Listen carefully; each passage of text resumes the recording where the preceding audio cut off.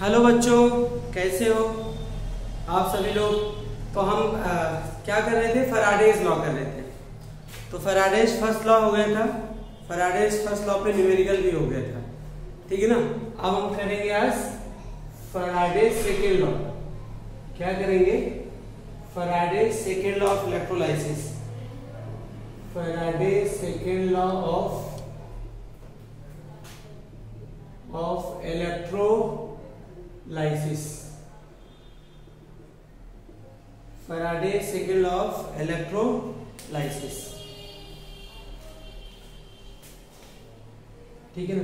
क्या कहता है ये लोग, ये देखिए 3 सेल है, पहले समझ लो इसको। एक सेल में क्या है बताओ, जिंक सल्फेट सॉल्यूशन है। दूसरे सेल में क्या है, कॉपर सल्फेट सॉल्यूशन है। तीसरा सेल लेते हैं, इसमें क्या डालते हैं, AgNO3 सॉल्यूशन लेते हैं। क्या लेते हैं, AgNO3 solution, copper sulphate solution, zinc sulphate solution. 2 electrode लेते हैं यहाँ पे, ये ऐसे,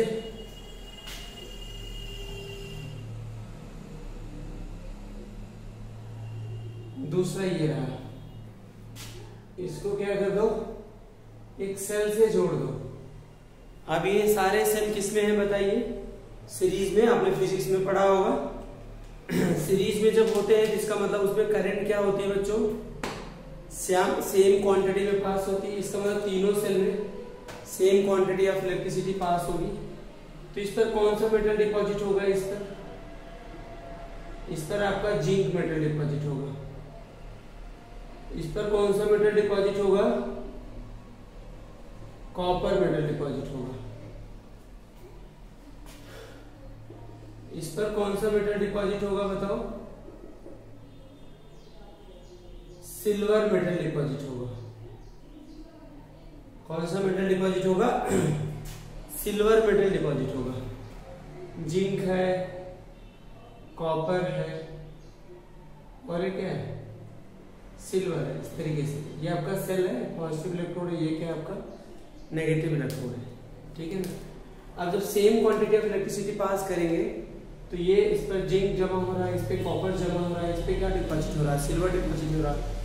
तो फैराडे सेकेंड लॉ कहता है, आप अब नोट करिएगा, when same quantity of electricity passed through different electrolytic solution, mass of metal deposited at cathode, mass of metal deposited at cathode directly proportional to equivalent mass। फिर से बताते हैं, ध्यान रखिए, when same quantity of electricity passed through different electrolytic solution, mass of metal deposited at cathode directly proportional to the equivalent mass, directly proportional to the क्या होता है, equivalent mass. ये ध्यान रखिएगा। तो आपने ये देखो, इस पर जिंक का कितना मास डिपॉजिट हुआ, WZN लिख लिया नीचे। वो डायरेक्टली प्रोपोर्शनल किसके होगा, EZN, mass of metal deposited at cathode, directly proportional किसके होगा, equivalent mass. This is the equation first. फिर क्या होगा, WCU, डायरेक्टली प्रोपोर्शनल क्या हो जाएगा, ECU। ये आपका सेकंड पॉइंट है। फिर क्या है आपका WAG, डायरेक्टली किसके हो जाएगा, EAG। तो ये दिस इज इक्वेशन 1 2 3। तो फ्रॉम क्या होगा, from equation 1 2 and 3, from equation 1 2 and 3 क्या ये सब कांस्टेंट, सब पे प्रोपोर्शनलिटी कांस्टेंट आएगा।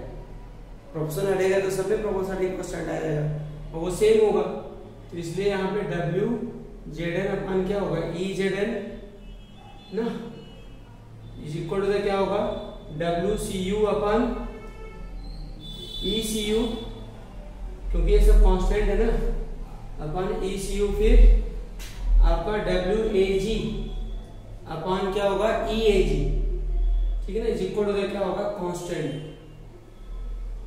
इज इक्वल टू क्या होगा, कांस्टेंट, ठीक है। अब आपको एक क्वेश्चन लूं छोटा सा यहाँ,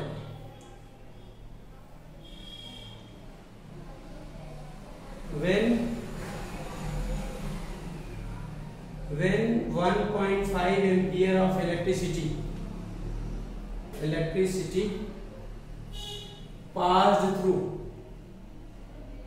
क्वेश्चन ध्यान रखिए, when 1.5 ampere of electricity passed through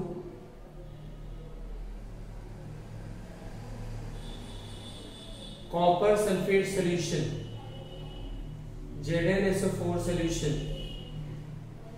and AgNO3 solution, when 1.5 ampere of electricity passed through, in solution से पास करते हैं, मतलब सीरीज में जोड़ के पास करते हैं, ठीक है ना। Mass of copper deposited at cathode is 1.45 gram,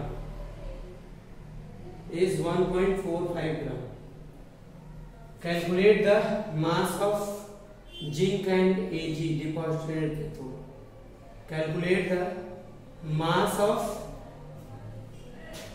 copper तो है, mass of zinc and silver deposited at cathode, ठीक है, एट कैथोड।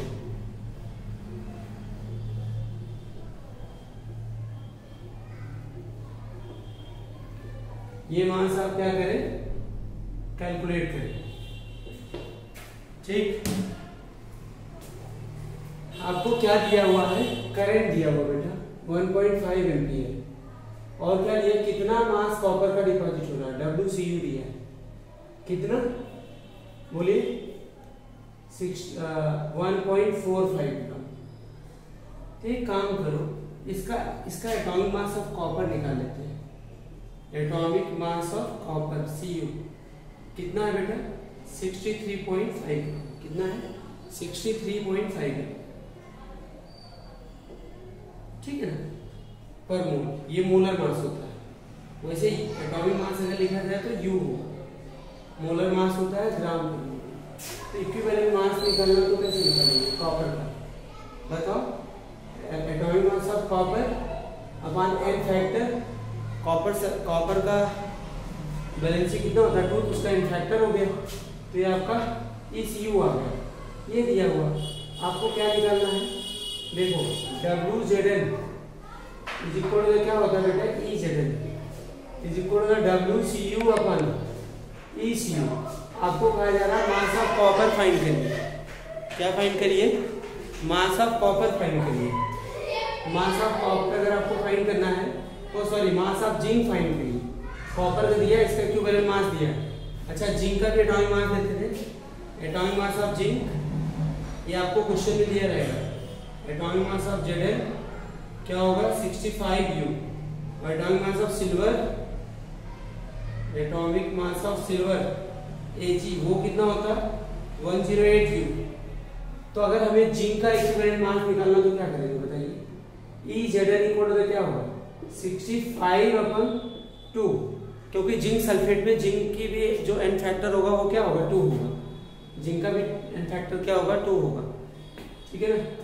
तो आप ये करिए, आप इस फॉर्मूले में रख दीजिए वैल्यू को, क्या है WZn तो आपको फाइंड करना है, और 65/2 तो ऊपर 2 चला गया, इधर 1.45 आपको दिया है, और ECU कितना है 63.5/2, तो 2 से 2 क्या होगा, कैंसिल।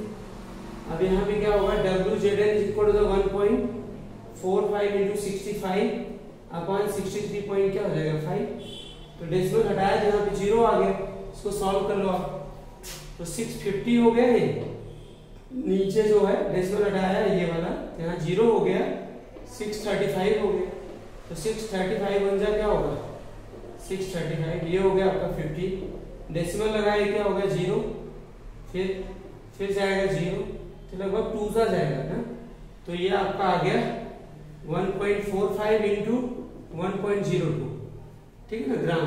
तो इसको क्या करिए आप, मल्टीप्लाई कर लीजिए, 1.45 मल्टीप्लाई बाई 1 पॉइंट क्या होगा 02, 2 5 जा 10, 2 4 जा 8 1 9, 2 1 जा 2, 0 0 0 5 4 1, 0 हो गया, 9 हो गया, 7 हो गया, 4 हो गया, 1 हो गया। यहाँ पे कितने डिजिट होगा 4 डिजिट क्या होगा 4 डिजिट पे होगा। ये आपका आ गया 1 पॉइंट क्या था 9 7 9 हो गया 7 हो गया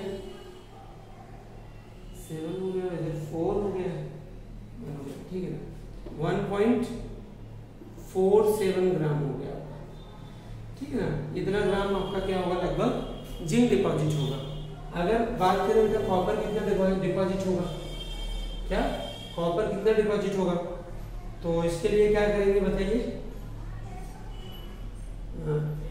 सिल्वर तो WCU अपन क्या होगा ECU इज इक्वल टू क्या होगा आपका WAG अपन EAG ना। तो यहाँ पे WCU तो आपको दिया था 1.45 ECU कितना है 63.5 इंटू 2 WAG आपको फाइंड करना है और इसका 108 होता है किसका इसका क्या होता है 108 होता है सिल्वर का इसकी वैलेंसी 1 होती है। तो क्या होगा बताइए WAG इक्वल टू क्या हो जाएगा 1.45 इंटू 2 इंटू 108 डिवाइड बाई क्या होगा 63.5 ठीक है। तो आप एक काम ये करिए इसको सॉल्व कर लीजिए ग्राम में आ जाएगा ठीक है ना। आइए नहीं बात सुनिए और भी क्वेश्चन है आपको करा देते हैं फैराडेज लॉ पे ठीक है। और भी क्वेश्चन है जो कि आपको हम करा देते हैं फैराडेज लॉ पे। तो दोनों लॉज हो गए। फर्स्ट लॉ इसके पहले वाली वीडियो में दिया गया है वीडियो नंबर 13 में और इसमें क्या है आपका सेकेंड लॉ। अब बेटा आपका अगर हम बात करें और क्वेश्चन NCERT के करा देता हूँ। अच्छे क्वेश्चन है पूछे जाते हैं बच्चों को निकालने में प्रॉब्लम होती है। जैसे देखिए आप यहाँ पे 1 सेकेंड NCERT एक्सरसाइज जैसे ये कहा जा रहा how much charge is required क्या है हाउ मच चार्ज क्वेश्चन अगला अच्छा क्वेश्चन है how much charge required of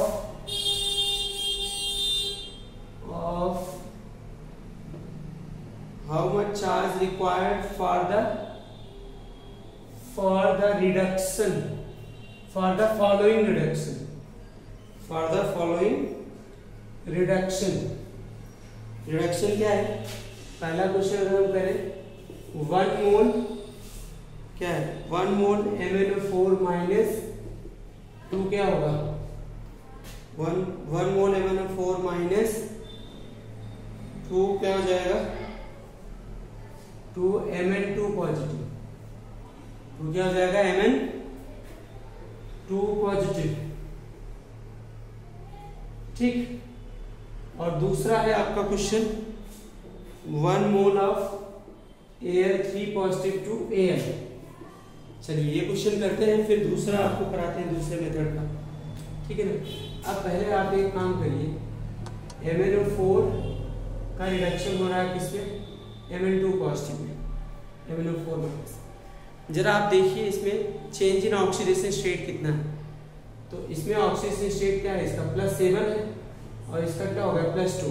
तो +7 से क्या हुआ +2 तो चेंज इन ऑक्सीडेशन स्टेट कितना हुआ चेंज इन ऑक्सीडेशन स्टेट मतलब इसको हम n फैक्टर भी बोलते हैं कितना हो गया 5। इसका मतलब 5 मोल इलेक्ट्रॉन चाहिए इसको MnO4 माइनस से Mn2 पॉजिटिव बदलने के लिए इसको 5 मोल चाहिए। या आप इस इक्वेशन को बैलेंस कर लो MnO4 माइनस से क्या है Mn2 पॉजिटिव है ठीक है ना। तो Mn2 पॉजिटिव है ध्यान रखना। तो बैलेंस अगर करो तो क्या हो जाएगा इधर 4 ऑक्सीजन है तो एसिडिक मीडियम बैलेंस करते हैं वाटर ऐड कर देते हैं अगर ऑक्सीजन शॉर्ट होता है। और इधर क्या होता है 8H पॉजिटिव इसे क्या कहते हैं 8H पॉजिटिव फिर क्या होगा, जरा बताइए। यहाँ पे 5 इलेक्ट्रॉन बैलेंस करो, चार्ज बैलेंस करो। इधर कोई भी, इधर 2 पॉजिटिव है, इधर भी 2 पॉजिटिव रहना चाहिए। तो 5 1 6 और 8 पॉजिटिव, 2 पॉजिटिव बचा तो बैलेंस हो गया। तो कितना इलेक्ट्रॉन गेन कर रहा है बेटा, तो 1 मोल MnO4 को रिड्यूस होने के लिए 5 मोल इलेक्ट्रॉन चाहिए। अच्छा 1 मोल चार्ज ऑन 1 मोल इलेक्ट्रॉन कितना होता है बताइए। चार्ज ऑन 1 मोल इलेक्ट्रॉन कितना होगा, 1 फैराडे, ठीक है ना। या इसको बोलते हैं 96,500 कूलम पे अप्रॉक्सीमेटली ना। तो charge on 5 mole electron, charge on क्या होगा बेटा 5 मोल इलेक्ट्रॉन, तो क्या हो जाएगा 5 फैराडे। 5 फैराडे का मतलब 5 इंटू 96,500 कूलम। तो पहला समझ आया आपको। 1 मोल MnO4 से Mn2 पॉजिटिव। ध्यान से देखिए, इसका ऑक्सीडेशन स्टेट निकालना आता है। देखो Mn का जिसका ऑक्सीडेशन स्टेट फाइंड करना होता है ना, MnO4 माइनस में जैसे ऑक्सीडेशन स्टेट फाइंड करना है, इसका x लेते हैं 4 - 2 इक्वल इसके होगा -1 ना। तो x - 8 इक्वल होता क्या होगा, मतलब इधर जाके +8 हो जाएगा -1, तो x 7 आ गया ना। और इसका ऑक्सीडेशन जितना चार्ज होगा वही होगा, +2 होगा। ये हो गया। दूसरा क्वेश्चन है बेटा, यहाँ पे दूसरा पार्ट 1 मोल ऑफ Al3, सीधा दिख रहा है Al3 पॉजिटिव से Al बदल रहा। चेंज इन ऑक्सीडेशन स्टेट कितना हुआ बताइए, चेंज इन, तो अगर ये 1 मोल है तो यहाँ पे कितना मोल चाहिए आपको, 3 मोल चाहिए ना। तो चेंज इन ऑक्सीडेशन स्टेट आप कह सकते हैं 3, या आप कह सकते हैं यहाँ पे कितने इलेक्ट्रॉन गेन किया, 3 मोल इलेक्ट्रॉन गेन किया। कितना मोल इलेक्ट्रॉन है, 3 मोल है। तो चार्ज ऑन 3 मोल इलेक्ट्रॉन कितना होगा बताइए, चार्ज ऑन 3 मोल इलेक्ट्रॉन, तो 3 इंटू क्या हो जाएगा, 1 मोल पे 1 फैराडे होता है, तो ये क्या होगा 3 फैराडे, या 3 इंटू क्या हो जाएगा 96,500 कूलम, 96,500 कूलम, ठीक है ना, 96,500 कूलम, ठीक है ना। ये ध्यान रखिएगा आप लोग। अगला क्वेश्चन, और क्वेश्चन करा देते हैं बेटे इसका, ठीक है ना। और क्वेश्चन क्या है, how much electricity in terms of Faraday, क्या है बच्चे, how much electricity in terms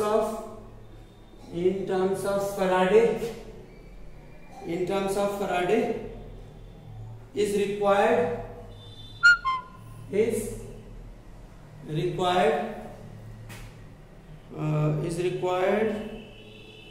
to produce, क्या है, to produce, बताइए। नंबर 1 एनसीईआरटी क्वेश्चन है, 20 gram of calcium from molten CaCl2, from molten CaCl2।